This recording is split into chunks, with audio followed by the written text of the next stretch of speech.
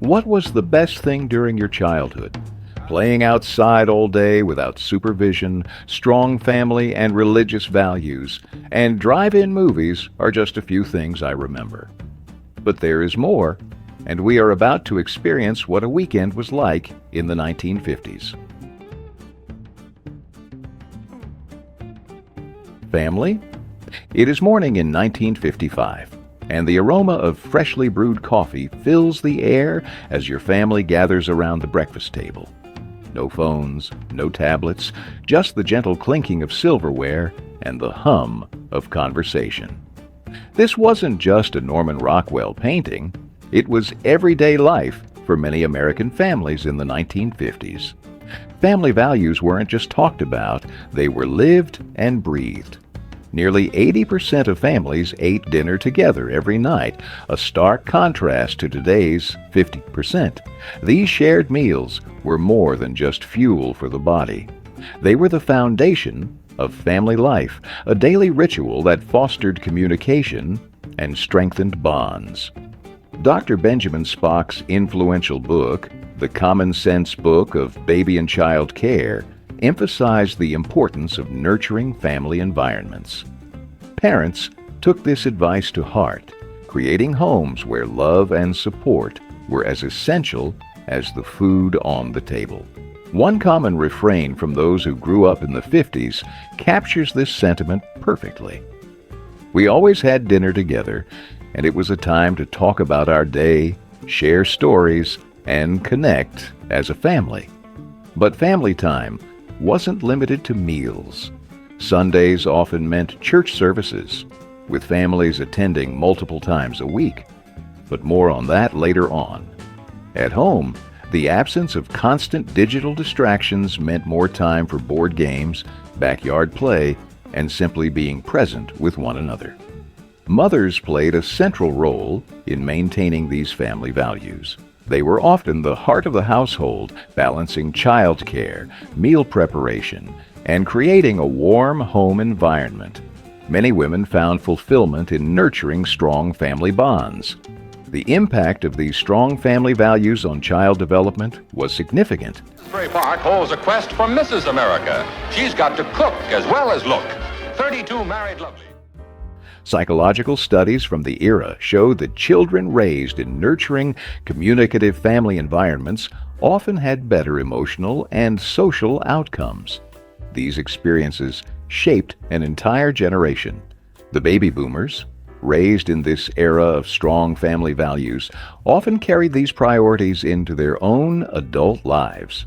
The emphasis on togetherness, communication, respect, and shared experiences left an indelible mark on their understanding of family and community. But before families could enjoy their time together, there were chores to be done. Saturday mornings in the 1950s often meant a different kind of family togetherness, one involving mops, dusters, and a shared sense of responsibility. Saturday chores. I remember when we kids jumped out of bed on Saturday mornings, not for cartoons, but for chores. This sounds weird to today's kids, but in my childhood, this was often the reality. The faster the chores were finished, the quicker we could go play outside. Saturday mornings were all about keeping the house clean, with families working together. Back then, families spent a whopping 26 hours a week on housework. Kids usually did things like dusting, washing dishes, and helping with laundry. The grown-ups handled the tougher jobs like scrubbing floors, cleaning windows, and taking care of the yard. Most families followed a work first, play later rule. After cleaning in the morning, kids would often head to the local theater. For just 25 cents, they could watch 2 movies. This taught them that fun time was something you earned. These chores weren't just about cleaning. They taught kids important skills like being responsible and managing their time. Many children felt closer to their families because of this shared work. A friend of mine remembered, Saturday chores brought us together as a family. We all pitched in, and then enjoyed the rest of the day.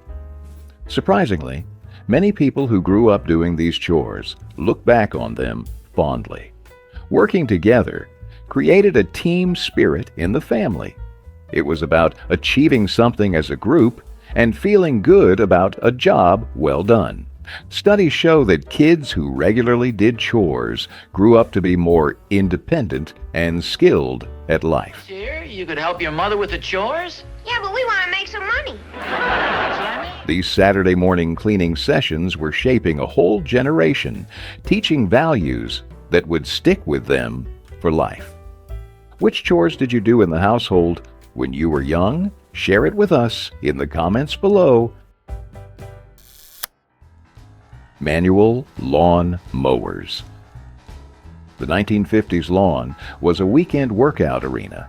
As families stepped outside, they'd see a familiar sight, the manual push mower. This simple tool, unlike today's motorized machines, turned Saturdays into sweat sessions and shaped suburban life in surprising ways. Using a manual mower wasn't easy. Families spent hours each week pushing these machines across their yards, burning calories and building muscle. It was a tough workout that would make modern gym sessions look easy. One person remembered, "The whir of the blades and the fresh grass smell were satisfying, especially knowing you did it all yourself." For many families, mowing the lawn became a bonding activity. My dad often got us kids involved, teaching us about responsibility and hard work. This shared job created connections that went beyond just taking care of the yard. Family budgeting. As the lawn's fresh scent faded, many 1950s families turned to another weekend ritual, the family budget meeting. Gathered around the kitchen table with pencils and paper, these sessions were key to financial planning when stretching a single income was often necessary. With minimum wage at just 75 cents an hour and factory jobs paying around $1.50, careful budgeting was a must. Families got creative to make every penny count. Many used envelopes for different spending categories, helping them see their financial goals and track spending easily. Surprisingly, U.S. kids were big parts of these money talks. Unlike today, where parents often keep finances hush-hush, families saw budgeting as a chance for everyone to learn. Children didn't just watch. They helped out by comparing grocery prices at different stores to find good deals. This hands-on money education stuck with many kids as they grew up. The focus on careful planning, comparing prices, and living within their means shaped how they handled money for years to come. We learned about waiting for what we desired, the value of hard work, how good it feels to reach a savings goal, and the overall appreciation for what we had. These early money lessons set us up for success later in life. As families finished up their budgeting and put away their envelopes, they felt more secure about their finances. But life in the 1950s wasn't all work and no play. With money matters settled, it was time to focus on other parts of family life, where faith and community played big roles. Religion's role. You might think you know why people married young in the 1950s, but there's more to it. Would you believe that 1 hour a week could shape major life choices for millions of Americans? This is the church Richard and his family belong to. Here he goes to Sunday school. Back then, Sunday mornings meant church bells ringing, calling families to put on their best clothes and go to worship. Religion was a big deal, shaping how families and communities worked. Going to church regularly wasn't just a habit, it really influenced people's lives. Families going to church together felt more united. Parents and kids sitting side by side picked up spiritual lessons and values about family, commitment, and community. These weekly gatherings were also great for meeting neighbors and making friends. Faith didn't just matter on Sundays. It affected big life decisions, too. The trend of marrying young in the 1950s was closely tied to religious beliefs about marriage and family. Young couples who grew up with these teachings often felt ready to start their own families. This focus on faith left a big mark on a whole generation. Kids from religious homes often said their upbringing guided their morals and choices as adults. Many remembered learning respect, politeness, and community involvement from going to church with their families. You can see the lasting impact on how many baby boomers live today. That sense of duty to family and community, learned in church, often turned into active involvement in local groups and keeping close family ties. When my family left church on Sundays, it meant the best part of the weekend was starting. Time to play outside with friends. Outdoor play. Remember when playing outside was just what kids did? We spent hours outdoors, often without adults watching. This freedom seems hard to imagine now. What changed, and what did we lose? Back then, neighborhood streets were the best playground. Kids would come out after church or chores, ready for fun, until the street lights came on. Unlike today's planned activities, 1950s kids made their own fun. Games like Kick the Can and Red Rover were big hits. A stick became a sword. A hopscotch grid drawn with chalk transformed the sidewalk into a battlefield of agility, and the crack of a ball meeting a wooden bat signaled the start of an impromptu game of stickball. Hide and seek stretched into the twilight, with laughter echoing as fireflies began to blink in the summer dusk. These games taught teamwork, strategy, and social skills without kids realizing it. We figured out rules, solved arguments, and worked together on their own.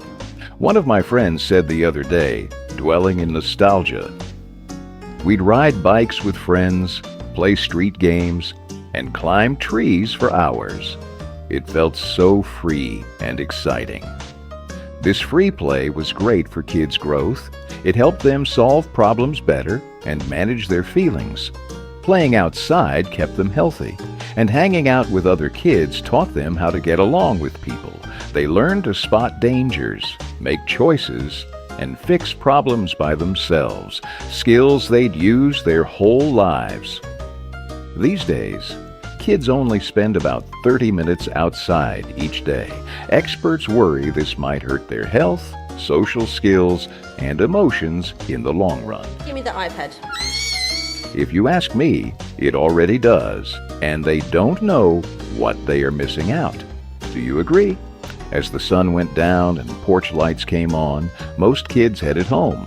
Our clothes were dirty and our knees were scraped, but our minds were full of the day's adventures. These simple games were creating lasting memories I still remember today. What is a core memory of your childhood? Talking about this, I am getting really nostalgic. Should I make a separate video on what playing was like in our childhood? Let me know in the comments below if you would like to see that.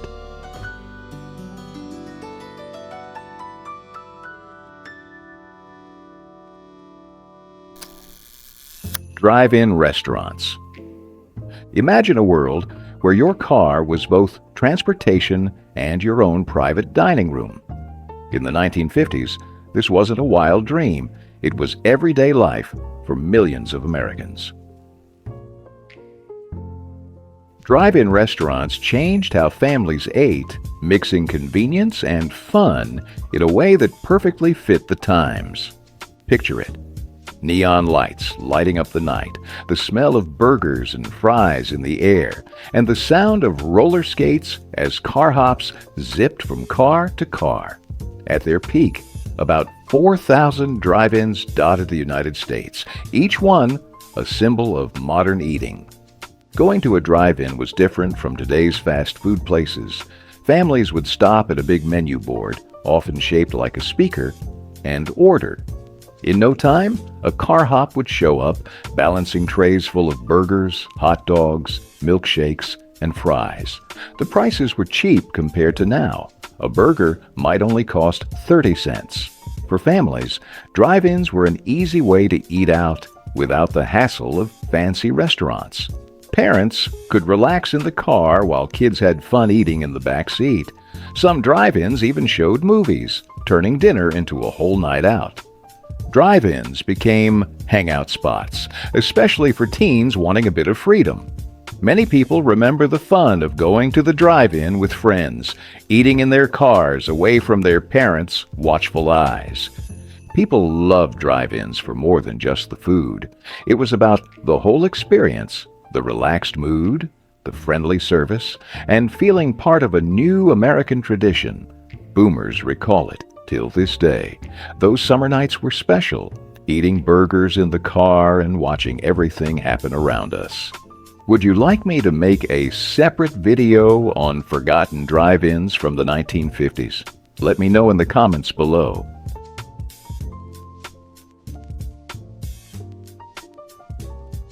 Family road trips.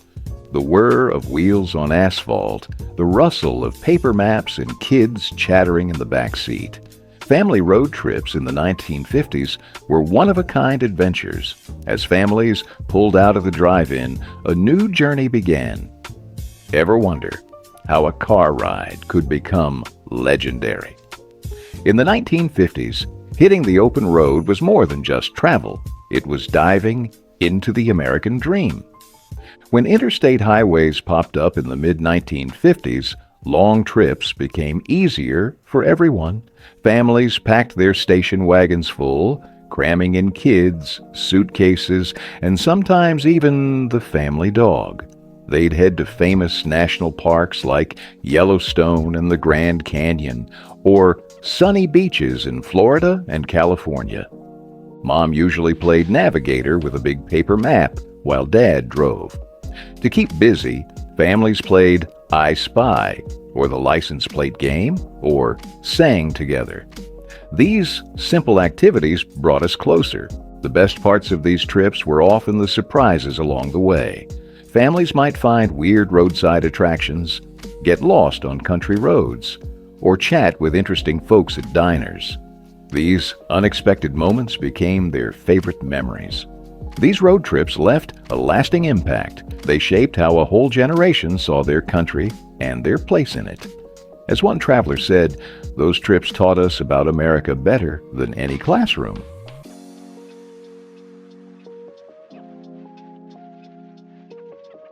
Rainy day activities. Today's children waking up on rainy days would mean that they spend their day in front of the phone or TV.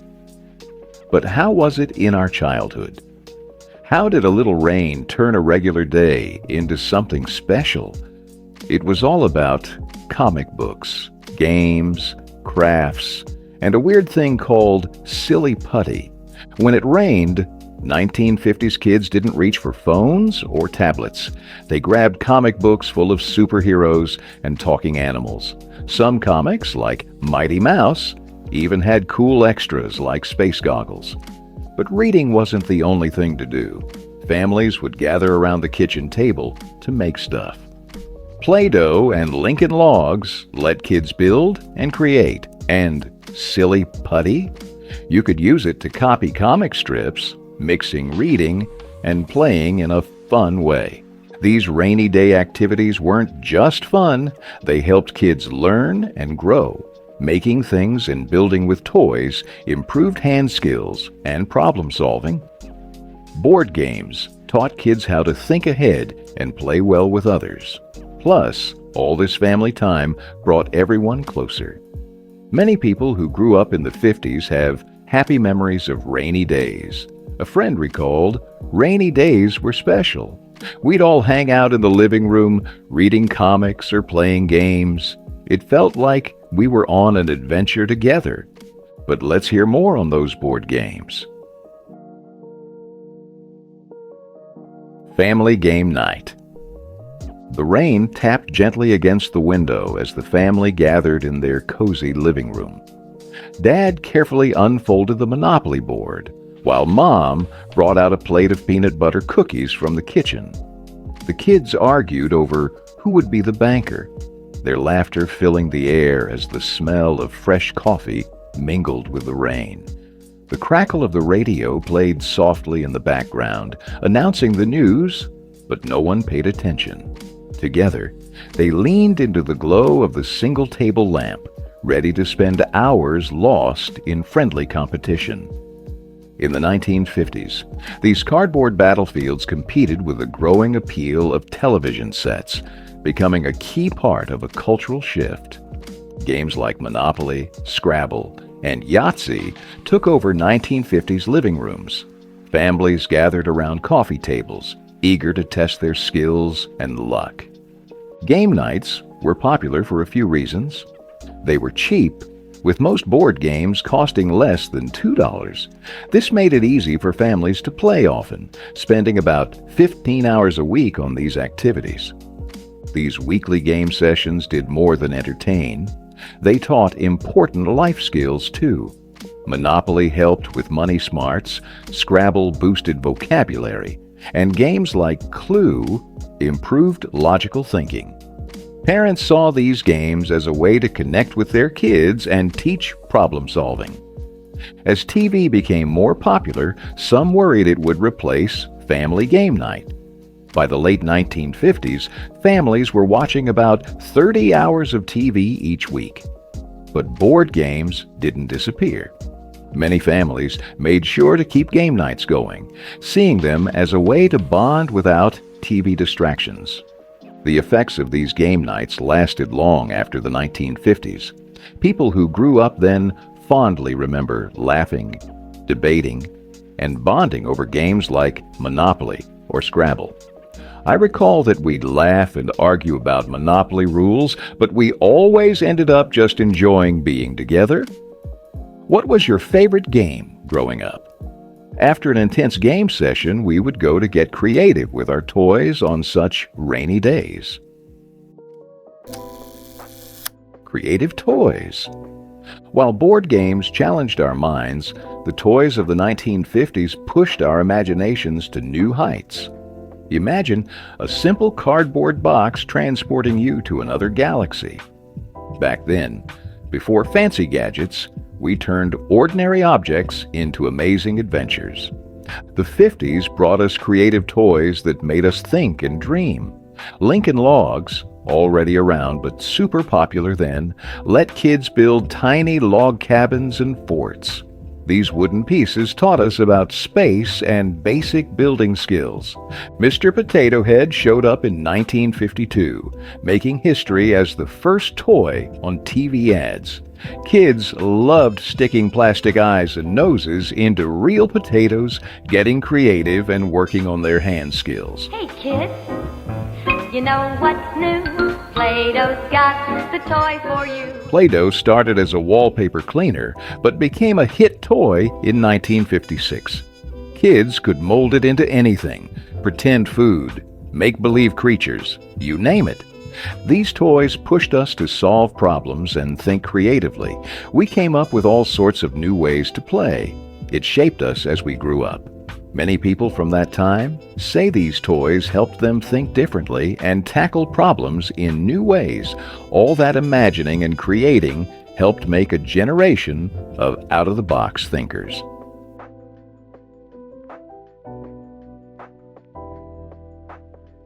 Children's TV shows. In the 1950s, TV shows for kids took off, becoming instant hits. Howdy Doody led the way with its mix of puppets and live performances, featuring a special peanut gallery of kids in the audience. What's your name, little fella? Kenneth. How old are you, Kenneth? 5. 5. Other shows like Captain Kangaroo, The Mickey Mouse Club, and The Adventures of Superman brought magical worlds, singing, and superheroes into homes. Wonderful World of Disney became a family favorite on Wednesday nights, sharing stories of characters like Davy Crockett and Johnny Tremaine, and bringing history and adventure to life. These shows changed how kids played and thought. Children often acted out scenes from their favorite programs in their backyards or on the street. Many shows also showed traditional family life and roles, which shaped what viewers expected and wanted for themselves. Watching TV together became a new family tradition, creating shared experiences and memory. My sister remembers watching The Ed Sullivan Show or I Love Lucy was something our whole family looked forward to. TV changed how families spent time together, with many now eating dinner in front of the screen. This became a common part of American life, for better or worse. When watching TV, we would always have some candy and snacks.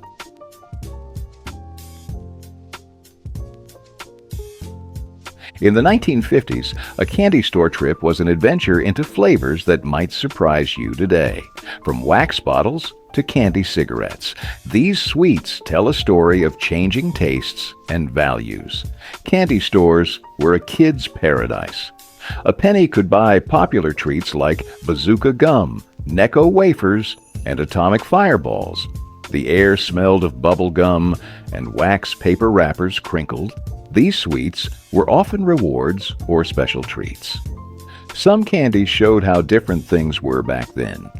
Candy cigarettes let kids pretend to smoke like adults. It's hard to imagine now, but it shows how much times have changed. Soda fountains were another favorite spot. Kids and teens gathered there for ice cream sodas and malts. The fizz of a root beer float or swirl of a chocolate malt made memories that stuck. As food tech got better, candies started using more artificial flavors and colors. This meant more variety in taste and looks. These childhood treats still matter today. Many grown-ups crave the flavors from when they were young. This has brought back old candy brands and flavors. It shows that simple joys often last the longest. If we were lucky, instead of watching TV at home, we would buy some snacks and pile up in the car to go to a last day. Drive-in theater. As the sun dipped below the horizon, a new kind of magic lit up the night. Drive-in theaters turned parking lots into movie wonderlands, where families could watch the latest films from their cars. In the 1950s, these outdoor cinemas became huge, with almost 4,000 screens across America. Picture pulling up to the ticket booth, smelling fresh popcorn in the air. For just $1 per car, your whole family could watch 2 movies under the stars. You'd find your spot and hook a speaker to your car window. Its tinny sound brought the big screen to life. Kids in PJs sprawled in the back, while parents enjoyed a night out without needing a babysitter. Drive-ins were more than just places to watch movies. They became hangouts where neighbors chatted between films and teens snuck kisses away from watchful eyes. Many had playgrounds so kids could run around before the movie started. At intermission, families would hit the snack bar for hot dogs, popcorn, and sodas. Of course, outdoor movies had their problems. Rain could make the lot muddy, and a bright moon might wash out the picture. On foggy nights, the screen could vanish in the mist. But these challenges just made it more fun, creating memories people cherished. Today, only a few drive-ins are left, but people still love the idea of them. For us who went back then, drive-ins remind me of simpler times when watching a movie outside made any night special. Neighborhood connections. How well do you know your neighbors? Picture a world where your neighbors were an important part of your daily life. What made these connections so powerful, and why do we miss them today? During my childhood, neighborhoods were close communities where everyone knew each other. The sounds of porch swings and ice clinking in lemonade glasses filled the air during many conversations. Neighborhood connections back then were very different from our online networks today. People actually shared sugar and milk, building trust through small acts of kindness. Block parties brought families together to share food and laughter, with kids playing games while adults caught up on local news. Neighbors really stepped up when someone needed help. They'd bring food to sick folks or organize meal trains for new parents. This support was especially important for families living far from relatives. The friendships made in these neighborhoods often lasted a lifetime, creating a strong sense of belonging. Many of my friends I made were from my neighborhood, some of which I still talk to today. These tight-knit communities had a big impact. Studies show they often had less crime and happier residents.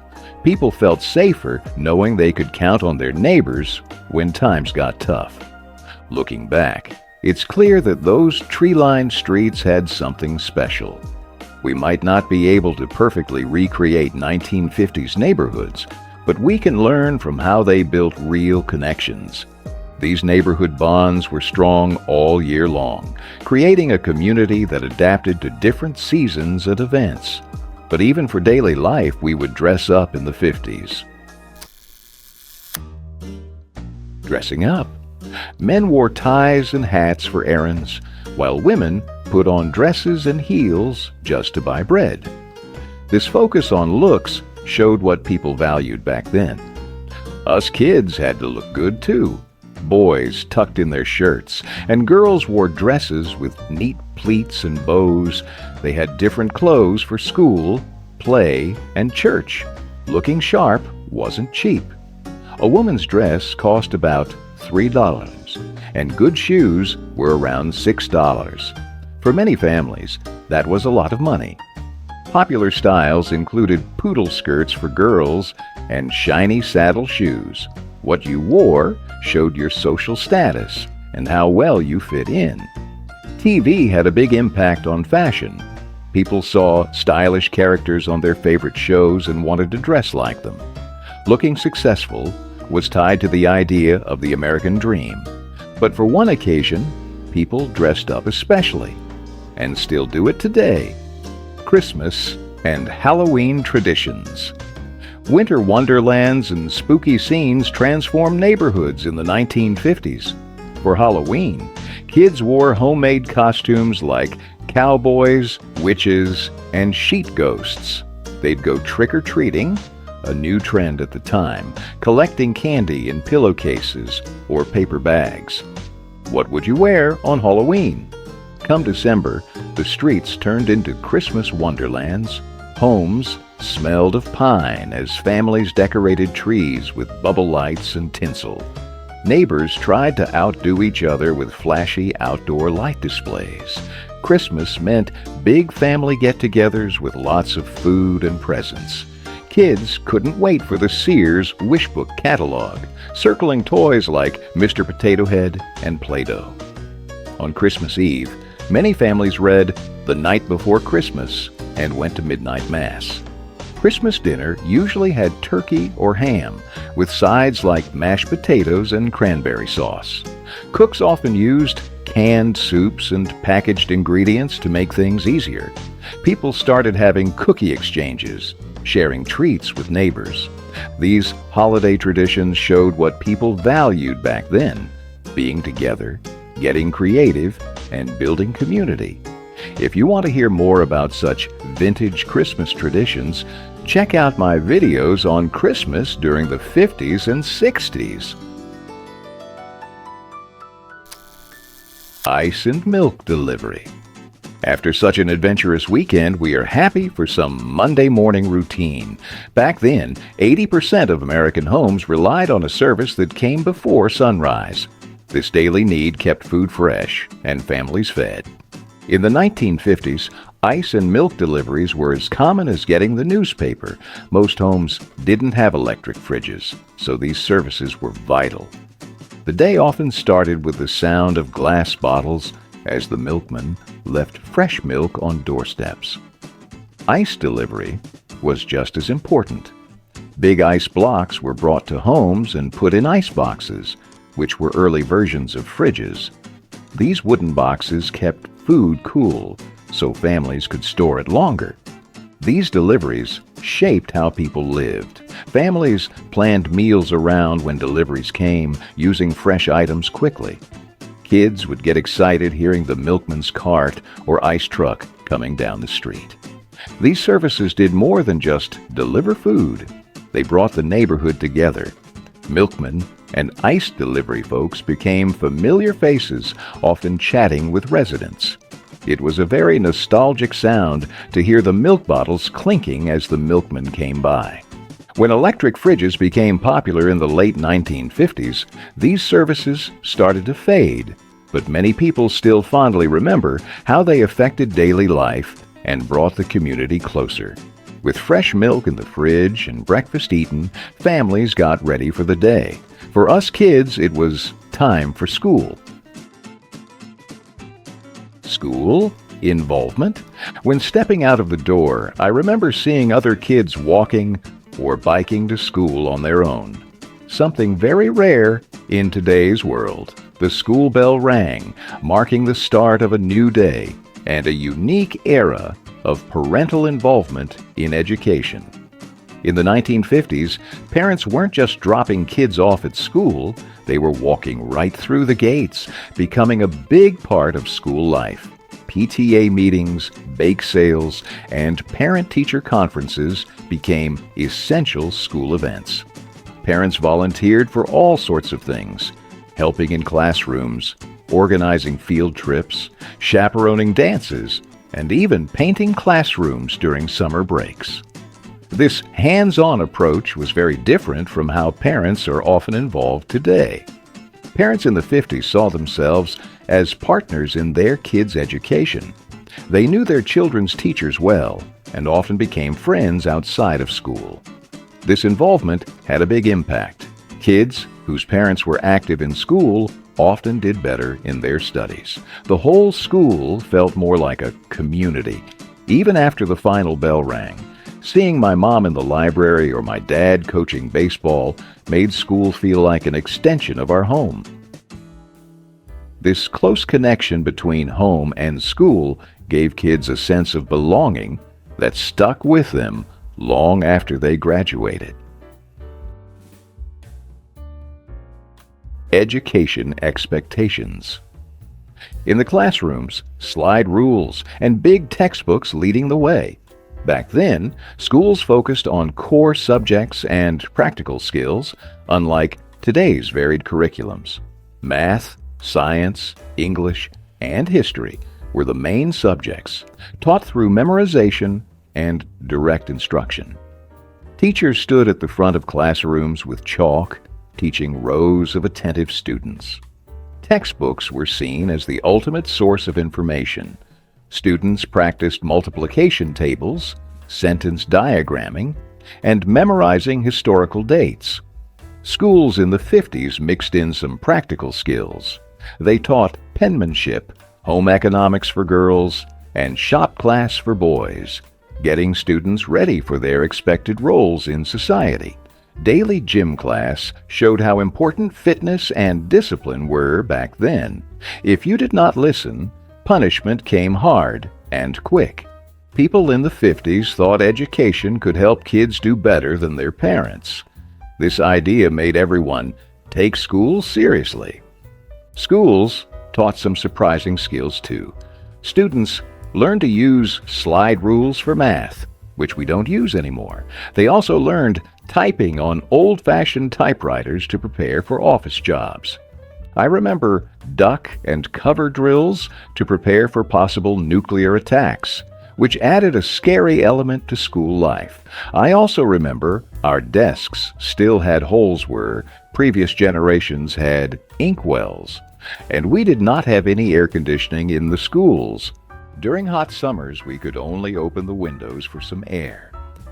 The education of the 50s shaped a generation known for working hard, respecting authority, and having solid basic skills.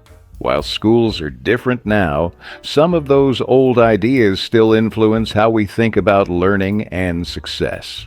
Would you like me to make a separate video on how school was in the 1950s? Let me know in the comments below. When school was out, we had lots of fun things to do. Sometimes we would hang out at soda fountains.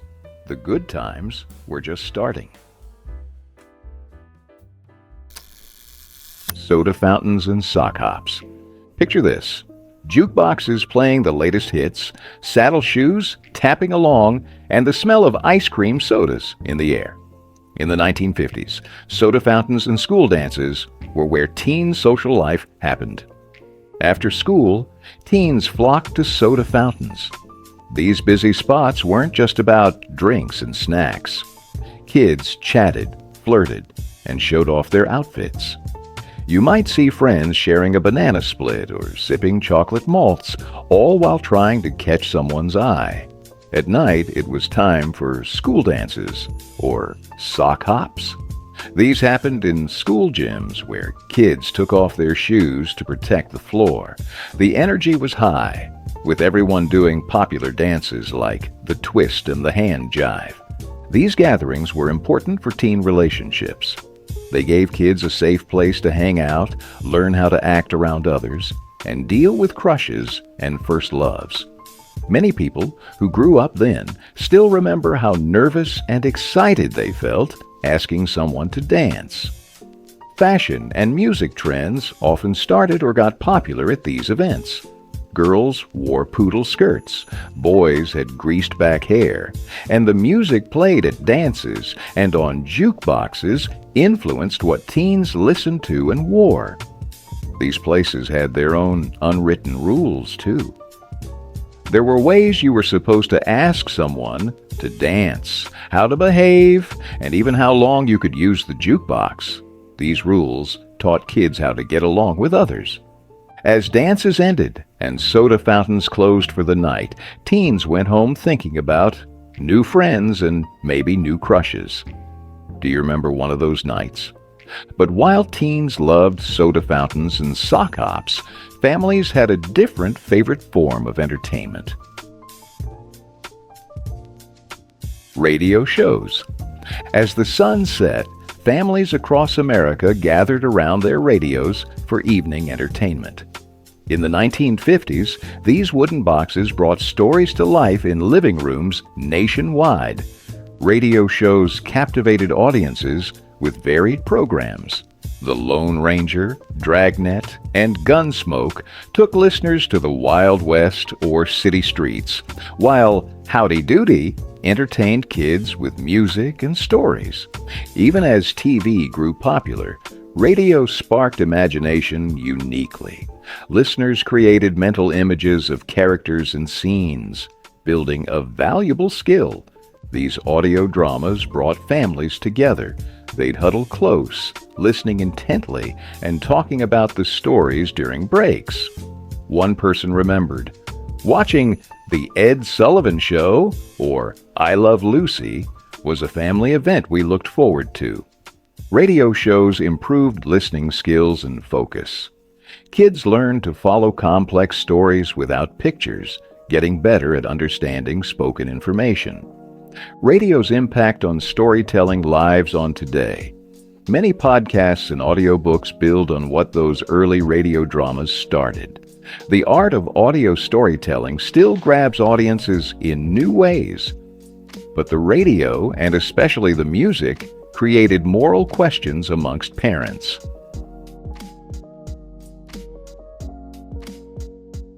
Moral panic.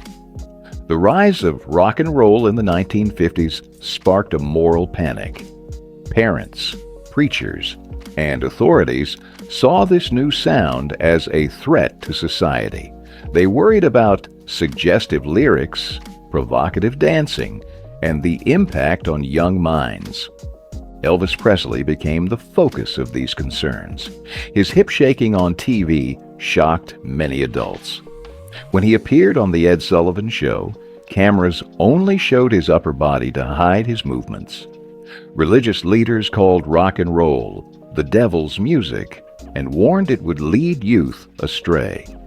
For us teenagers, rock and roll meant rebellion. We used it to create our own identities, separate from their parents' values. Concerts drew huge crowds of excited young fans. Bill Haley and his Comets' Rock Around the Clock became a rebellion anthem, especially after it was in the movie Blackboard Jungle. This clash between generations caused unexpected cultural changes. It started a distinct youth culture influencing fashion, behavior, and attitudes. The music's themes of young love and rebellion shaped how teenagers saw the world. In the end, rock and roll didn't ruin society, it changed it for good. The music became a huge part of popular culture, affecting generations to come. While adults worried about dancing on TV, they didn't realize they were watching the start of a cultural revolution. Did you listen to any rock and roll during your teenage years? Of course I had to give it a try. No air conditioning. While rock and roll was heating up the music scene, most American homes were struggling to cool down. In 1950, only 9% of households had air conditioning. This fact shaped summer life in ways we can hardly imagine today. So how did families beat the heat without AC? People in the 1950s got creative to stay cool. Many homes had sleeping porches for catching evening breezes. Big windows and high ceilings helped air move around, and fans kept the air flowing.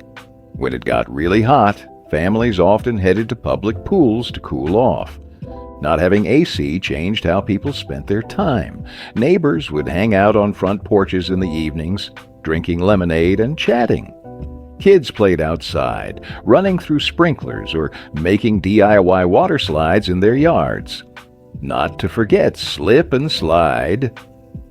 These ways of dealing with the heat was fun and brought us together. Even with the heat, families in the 1950s still found ways to spend quality time together. They valued work-life balance and made the most of their summers, despite the challenges of staying cool.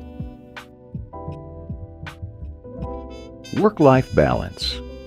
The clock strikes 5, and a nation exhales.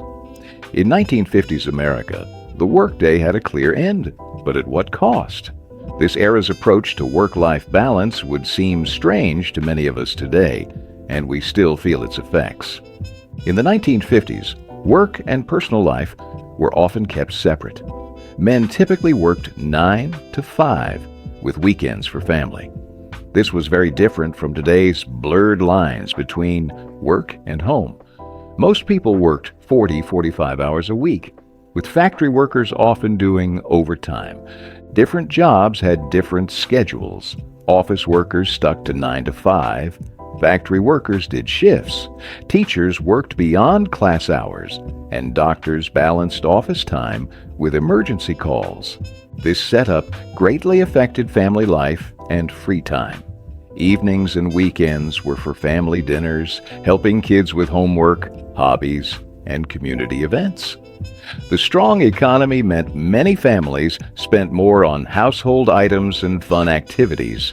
Family values were different. Women would stay at home clean, cook, and do other household duties, while men would provide for the families. A very different picture from what we know today. While a lot has changed, the focus on family time and routines still appeals to many. Looking back, we can see that balancing work and personal life has always been a challenge. This balance affected other parts of life too, like healthcare and money management. Let's look at how the 1950s work culture shaped these areas: medical and financial security. This balance went beyond work hours, shaping healthcare and financial planning too. The 1950s changed how Americans handled their money and health. Companies started offering big benefits packages, creating a safety net that changed workers' lives and what they expected from employers. By the mid-1950s, about 60% of American workers had health insurance through their jobs, way more than before. Companies also offered retirement plans, which made people look for stable jobs with good benefits. Healthcare was different back then. Doctors would come to your house, which made things more personal and easier to get care. The new polio vaccines showed people were starting to trust medical advances more. Families took money matters seriously. Many had weekly budget talks to plan their spending and saving. These changes had big effects down the road. People came to rely on their jobs for health care and retirement plans. This shaped what we expect from employers today and still affects debates about health care and retirement. While in today's world, many families drown in debts even with two incomes. I remember that my family was doing well with just one paycheck, and the American dream seemed still achievable, or how do you feel about it?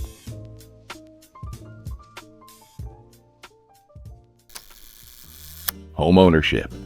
With these safety nets in place, many Americans felt secure enough to chase the American dream. A white picket fence, a neat lawn, and a mortgage. These became the new markers of success in 1950s America. But there's more to the story of this housing boom than meets the eye. What really pushed millions of families to leave the city for the suburbs? The 1950s saw a huge increase in home ownership, especially in suburban areas. This change reshaped family life and communities. Buying a home became easier than ever, with new houses costing between $8,000 and $12,000 on average. The GI Bill was a big help, giving returning soldiers access to cheap mortgages. Many found that buying a suburban home was actually cheaper than renting in the city. Ranch-style homes were popular back then. They had one floor and blended well with the landscape, showing how people wanted a more relaxed way of living. Places like Levittown became famous examples of 1950s suburban life, offering mass-produced, simple homes perfect for young families. Owning a home quickly became a sign of success and stability. Families often pinched pennies to buy their first homes, seeing it as a step towards a better life. I remember a friend's family saving carefully to get a Federal Housing Administration loan for their new house. But this new version of the American dream had its problems. As suburbs grew, so did shopping malls, changing how and where people bought things. More importantly, not everyone had equal access to the benefits of the GI Bill and homeownership. This created wealth gaps that we still see today. The effects of 1950s housing trends are still visible in our communities. From how our suburbs are laid out to current talks about affordable housing, the legacy of this era keeps shaping where and how we live. What do you think of the 50s? Was it a better time? If you enjoyed this nostalgic trip, check out this video. I am sure you will love it too.